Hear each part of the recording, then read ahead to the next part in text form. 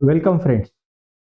आपल्याला आज जे बघायचं आहे त्यासाठी मी पहिले फर्स्ट ऑफ ऑल तुम्हाला एक क्वेश्चन विचारतो. ओके, की रिसेंटली आजकाल किंवा या 2-3 दिवसा अगोदर, 3-4 दिवसा अगोदर किंवा ह्या अगोदर कधी तुम्ही आकाशामधले स्टार्स बघितलेत का? किंवा तुम्हाला वेळ आहे का तेवढा की तुम्ही ते आकाशातले स्टार्स बघितलेत? आपल्या आजूबाजूला असणारे वृक्ष वगैरे तुम्ही बघितलेत का? ट्री, प्लांट्स बघितलेत का? येस. ओके. आता तुम्ही कधी फिरायला जातात? आपण कुठेतरी व्हॅकेशनवर जातो, ट्रिपवर जातो. ओके. आपल्यासोबत काय असतो रे? मोबाईल. मग आपण काय करतो मोबाईलने? फोटो काढतो, सेल्फी काढतो. Yes or no? पण आपल्याला फोटो काढायला वेळ आहे, सेल्फी काढायला वेळ आहे, पण आपल्या आजूबाजूला असणारं निसर्गरम्य वातावरण बघायला वेळ आहे का? तुम्ही स्कूलमधून घरी येतात. ओके, म्हणजे तुम्ही ते एन्व्हायरमेंट, ते वातावरण एन्जॉय करतात का? नाही. एन्जॉयमेंट करायच्या ऐवजी तुम्ही सगळ्यात जास्त बिझी कुठे असतात? सेल्फी काढण्यामध्ये, फोटोज काढण्यामध्ये. आणि ते फोटोज तुम्हाला कुठे अपलोड करायचे असतात? स्टेटसला, इंस्टाग्रामवर, फेसबुकवर, व्हॉट्सअपवर. इथे तुम्हाला ते फोटो काय करायचे असतात? अपलोड करायचे असतात. ठीक आहे. स्कूलमधून घरी येतात तुम्ही. घरी येताना पण बसमध्ये असतात तुम्ही, आयदरली रिक्षामध्ये, टॅक्सीमध्ये. आजूबाजूला दिसणारे पक्षी कधी तुम्ही बघितलेत का? आजूबाजूला किती सुंदर सुंदर गार्डन्स आहेत, इमारती आहेत, किंवा आजूबाजूला असणारं निसर्गरम्य वातावरण, आकाशात दिसणारं स्काय रेनबो, असं 5 मिनिटं बसून असं कधी तुम्ही शांततेने ते बघितलंयत का? नाही. का? कारण स्कूलमधून घरी येताना तुमच्या डोक्यामध्ये स्कूलमध्ये दिलेला होमवर्क, क्लासमधला होमवर्क, त्या दप्तराचं ओझं, कोणी मला भांडण केलंय, कोणी माझ्याशी बोलत नाही, याच गोष्टींचं टेन्शन आपल्याला काय असतं? सगळ्यात जास्त असतं. म्हणजे काय होतंय रे, या आधुनिक युगामध्ये, मॉडर्न डेज मध्ये माणूस स्वतःबद्दल आणि आजूबाजूला असणाऱ्या निसर्गाबद्दल एक बघण्याचा त्याचा दृष्टिकोनच बदललेला आहे. शिवाय तो इतका बिझी झालेला आहे, त्याच्या डे टू डे लाईफ मध्ये तो एवढा बिझी झालाय की त्याला या गोष्टींकडे बघण्यात किंवा या गोष्टीवर लक्ष देण्यासाठी टाइमच शिल्लक राहिलेला नाहीये. ओके. सो म्हणून आज आपण बघणार आहोत पोयम. पोयमचं नाव आहे लीजर. लीजर म्हणजे काय? रिकामा वेळ किंवा फावला वेळ. ओके. Extra time. तो आपल्याला आज हा लेसन बघायचा आहे. So let start with the poem leisure. वाक्याची सुरुवात, सॉरी, पोएमची सुरुवात होते, what is this life if full of care, we have no time to stand and stare. बघा काय म्हटलंय इथे, काय म्हणतायत पोएट.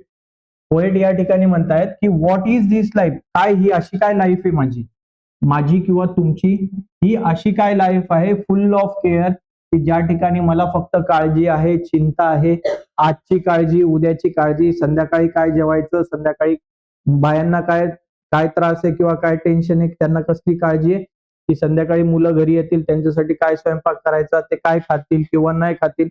माणसांना काय टेन्शन आहे, की पगार आहे, पगार झाल्यावर मुलाची फी द्यायची आहे, रिक्षावाल्याची फी द्यायची आहे, गाडीवाल्याची फी द्यायची आहे, घर भाडं भरायचंय, किराणा भरायचाय, अमुक करायचंय, ढमुक करायचंय, मुलीला ड्रेस पाहिजे, मुलाला बुट पाहिजे. हे सगळे केअर, सगळी काळजी कोणाला आहे? माणसाला आहे. We do not have time, आपल्याकडे अजिबात टाइम नाही. कशासाठी? स्टँड अँड स्टेअर, एका ठिकाणी स्थिर असं बसून शांततेने निसर्गरम्य वातावरणामध्ये एका ठिकाणी बघण्यामध्ये आम्हाला अजिबात वेळ नाहीये. आहे, खरंच आहे आपल्याला टाइम? एवढा टाइम तुम्ही कधी स्वतःला दिलाय का? Okay. No time to stand beneath the bough. Bough म्हणजे काय रे? बघा इथे वटवृक्ष दिसतोय तुम्हाला, झाडाखाली उभं राहून, बिनीथ म्हणजे च्या खाली, झाडाच्या खाली. बो म्हणजे काय? ब्रांचेस ऑफ ट्री, ट्रीच्या ब्रांचेसच्या खाली उभं राहून.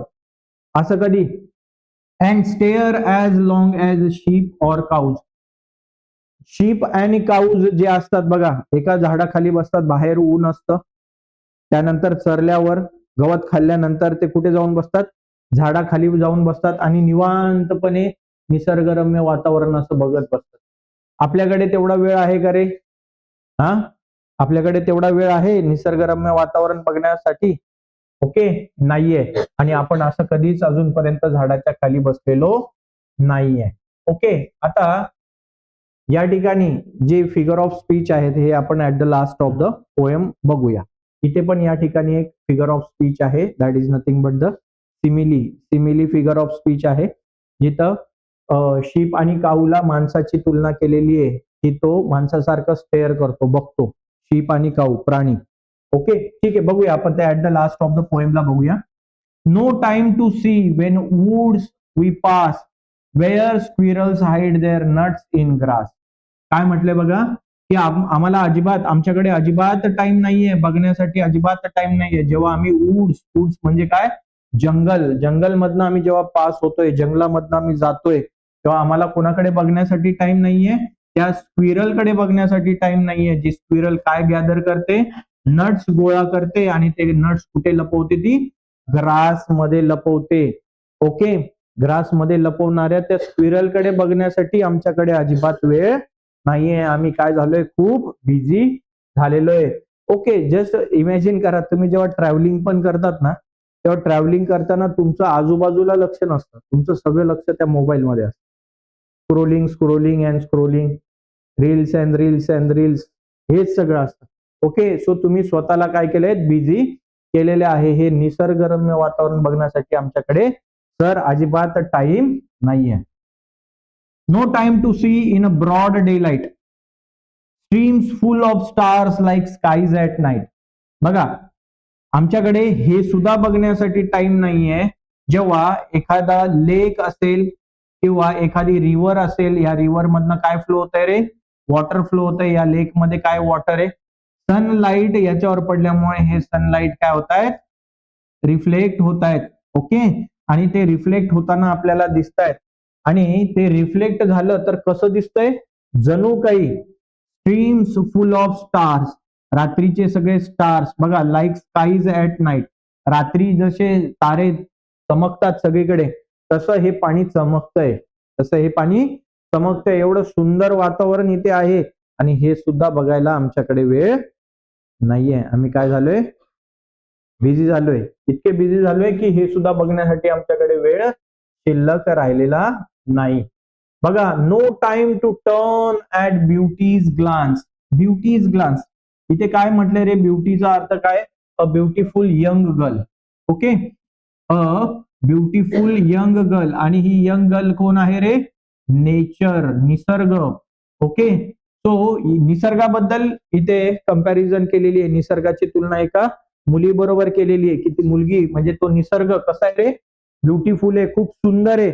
आणि या सुंदर निसर्गाकडे, या सुंदर मुलीकडे सुद्धा आम्हाला बघण्याचा सुद्धा, ग्लान्स म्हणजे असं दृष्टिक्षेप टाकणे, असं तिरकस बघणे, एवढं सुद्धा बघायला आमच्याकडे वेळ नाहीये.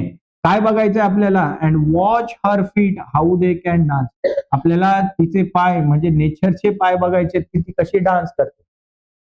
आता तुम्ही म्हणाल सर नेचर कुठे डान्स करतो, बट जर तुमच्याकडे इमॅजिनेशन पॉवर असेल तर तुम्हाला असे दिसेल की दिवसामध्ये कितीतरी रंग बदलतात निसर्गाचे.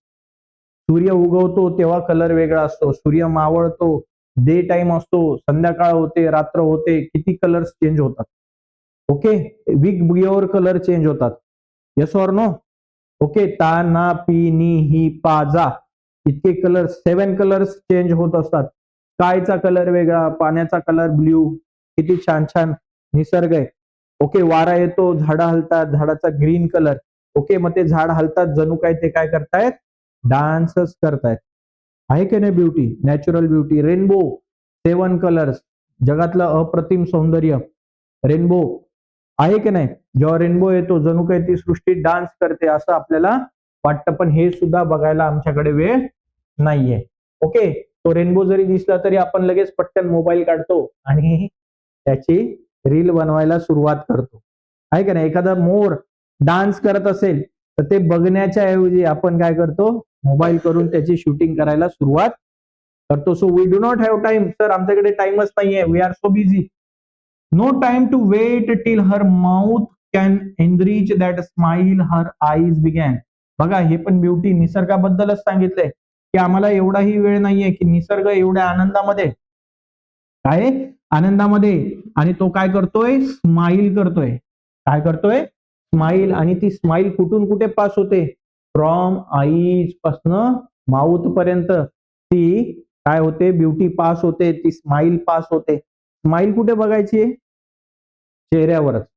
हातांवर स्माईल दिसते का, हा हा हा हा हा, अशी स्माईल दिसते का, स्माईल डोळ्यांमधून आणि ओठांवरनं. जरी तुमचे ओठ गप्प असतील तरी तुमचे डोळे बरंच काही सांगून जातात की तुम्ही आनंदात, दुःखी, रागात कसे आहात. हे कशावरनं कळतं रे, तर तुमच्या डोळ्यांवरनं आणि ओठांवरनं कळतं की तुम्ही आनंदात आहात का दुःखी आहात. ओके, तुमचे डोळे पडलेले आहेत, समजून घ्यायचं की आज छडी भेटलेली आहे, आईने झाडूने उलटलेलं आहे, पप्पांनी लाथांनी बुक्यांनी तुडवलेलं आहे. ओके, ठीक आहे. सो हे सुद्धा, ही ब्युटी बघायला सुद्धा सर आमच्याकडे काय नाहीये, टाइम नाही. इतके दळभद्री आम्ही आहोत सर, आमच्याकडे अजिबात वेळ नाही. A poor life this if full of cares, we have no time to stand and stares. बघा कशी लाईफ आहे मग ही, खूप चांगली आहे का, भारी आहे का लाईफ, पुअर लाईफ आहे. मग तुमच्याकडे लाखो करोडो पैसे असून जर तुम्हाला निसर्ग सौंदर्य जर बघता येत नसेल, अनुभवता येत नसेल, मग तुम्ही कुलू मनाली जा, शिमला जा, नेदरलँड्सला जा, नाही तर जम्मू काश्मीर मध्ये जा, कुठेच तुम्हाला निसर्ग सौंदर्य दिसणार नाही. ते निसर्ग सौंदर्य फक्त बाह्य असेल, तुम्हाला फोटो काढून इंस्टाग्रामवर, ट्विटरवर, टेलिग्रामवर, इंस्टाग्रामवर ठेवण्यापुरतच तो आनंद असेल. त्याच्या व्यतिरिक्त पण तो आनंद तुमचा टिकणार नाही. की तुमची रील कोणी बघितली का, तिला कोणी लाईक केलं का, मग ती रील कोणी फॉरवर्ड केली का, मग मला काही रिप्लाय दिला नाही, आणि जो आनंद तुम्ही तिथे एन्जॉय करायला पाहिजे तो आनंदही तुम्हाला मग घेता येत नाही. होतं ना असं की मी स्टेटस ठेवलं, माझं स्टेटसच बघितलं नाही, माझ्या स्टेटसला रिप्लायच दिला नाही, म्हणजे तू बाबा कुलू मनाली शिमला गेलाय फिरायला, एन्जॉय करायला, आनंद करायला, तो आनंद सेलिब्रेट कर ना. तो फोटो काढून तुला ठेवायचा आहे आणि मग कोणी त्याला कमेंट नाही केली की नाराज व्हायचंय. म्हणजे आनंदी होण्यासाठी कुठे गेला तू, मनालीला, आणि तिथं स्टेटस बघितला नाही म्हणून तू काय होतोय, दुःखी. मग काय उपयोग आहे तुझा, अशा लाईफ. मग ही कशी लाईफ आहे सर, एकदम पुअर, बकवास, थर्ड क्लास अशी लाईफ आहे ही. आणि जी कशी आहे, फुल ऑफ केअर, नुसती काळजी काळजी काळजी, चिंता चिंता चिंता, टेन्शन टेन्शन टेन्शन, अशीच लाईफ आहे.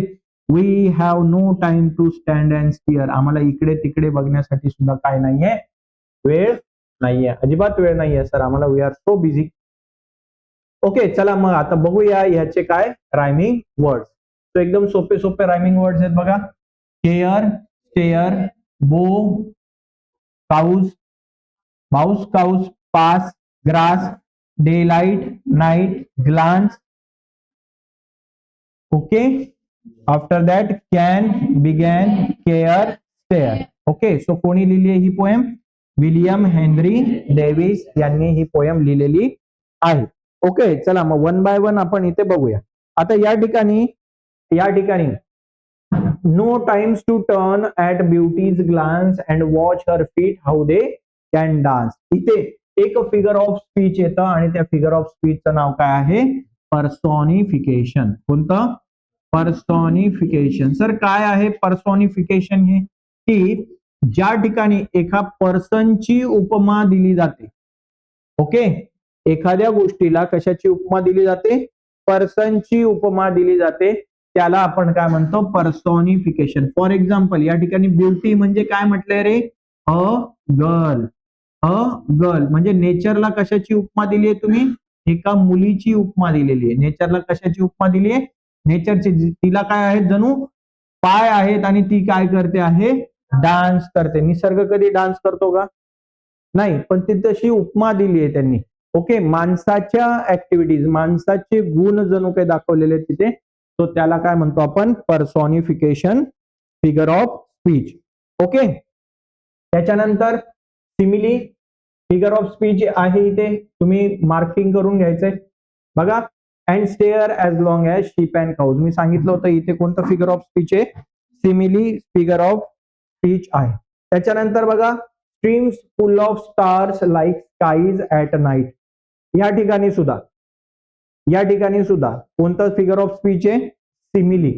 सिमिली फिगर ऑफ स्पीच काय आहे बघा, की इथे जेव्हा ब्रॉड डे लाईट असतो काय ब्रॉड डे लाईट असतो दिवसाचा स्वच्छ प्रकाशाला कशाची उपमा दिली रे स्टार्सची उपमा दिली कशाची उपमा दिली स्टार्सची जे स्टार्स रात्रीमध्ये काय करतात ट्विंकल करतात चमकतात अशा स्टार्सची उपमा दिलेली आहे ओके सो कोणाची तुलना कोणाशी केली आहे सनलाइटची किंवा डे लाईटची उपमा कोणाशी केलेली आहे स्टार सोबत केलेली आहे ओके म्हणून याला काय म्हणतात सिमिली काय म्हणतात सिमिली कळलं का त्याच्यानंतर अलिट्रेशन सोपं फिगर ऑफ स्पीच आहे कळलं अलिट्रेशन मध्ये काय होतं की कोणता तरी एक वर्ड काय होतो अगेन अँड अगेन रिपीट होतो बघा आता for example streams full of stars like skies at night या ठिकाणी बघा हा येस येस येस रिपीट होतोय का येस असे बरेचसे आहेत या ठिकाणी मग ते तुम्हाला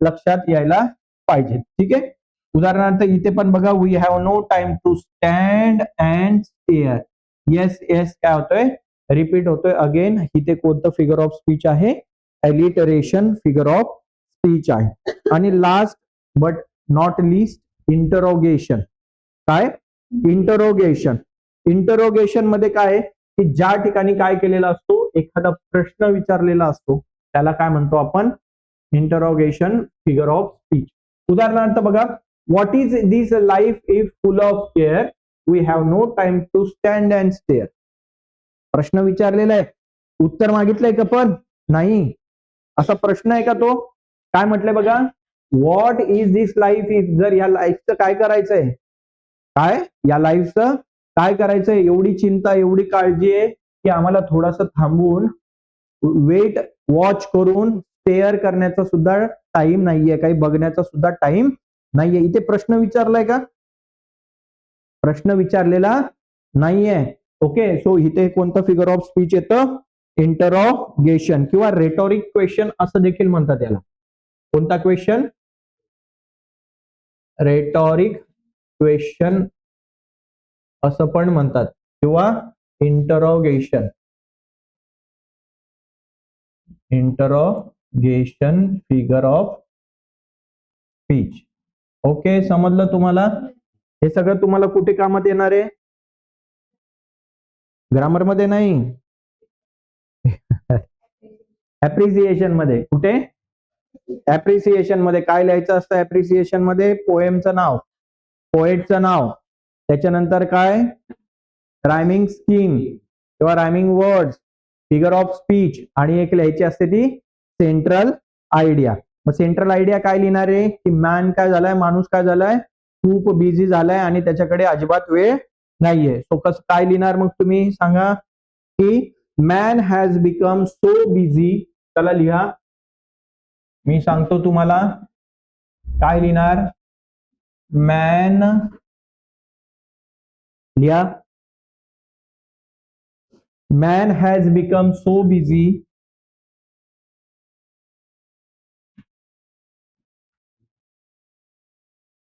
that he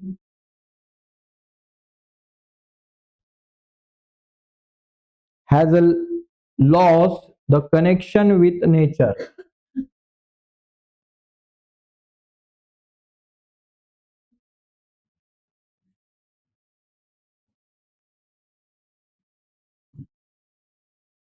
has lost connection with nature पुढे this poem is warning this poem is warning that life without leisure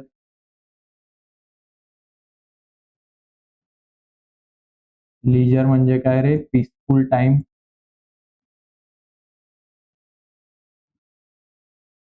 is a poor